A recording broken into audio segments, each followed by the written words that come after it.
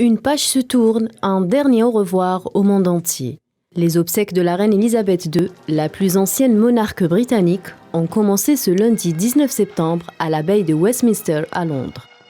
Les funérailles organisées ont rassemblé une foule gigantesque dans les rues de Londres. Le roi Charles III, ainsi que d'autres membres de la famille royale britannique, ont suivi le cercueil de la reine Elisabeth II dans l'abbaye de Westminster, rejoignant plusieurs chefs d'État et monarques pour rendre un dernier hommage à une figure unificatrice tout au long de ses 70 années de règne.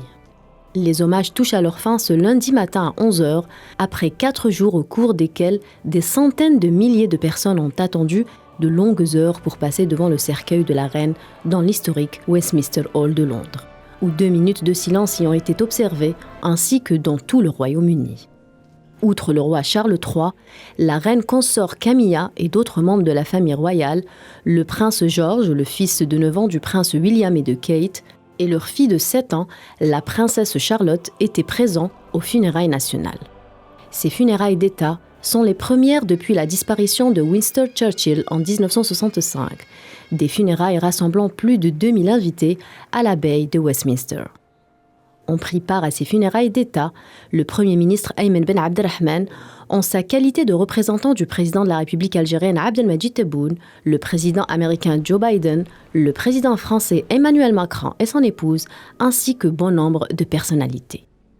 Selon le chef de la police londonienne, ces obsèques représentent un événement historique qui a nécessité le déploiement de policiers le plus important jamais vu dans les rues de Londres et la plus grande opération de protection des chefs d'État et personnalités royales qu'ait connue la police en 200 années d'histoire.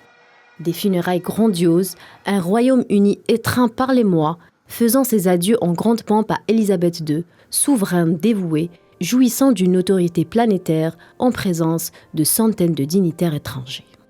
Elisabeth II sera ensuite inhumée dans l'intimité dans la chapelle Saint-Georges au château de Windsor, à l'ouest de Londres, auprès de son père, le roi George VI, sa sœur Margaret et de son époux, le prince Philippe.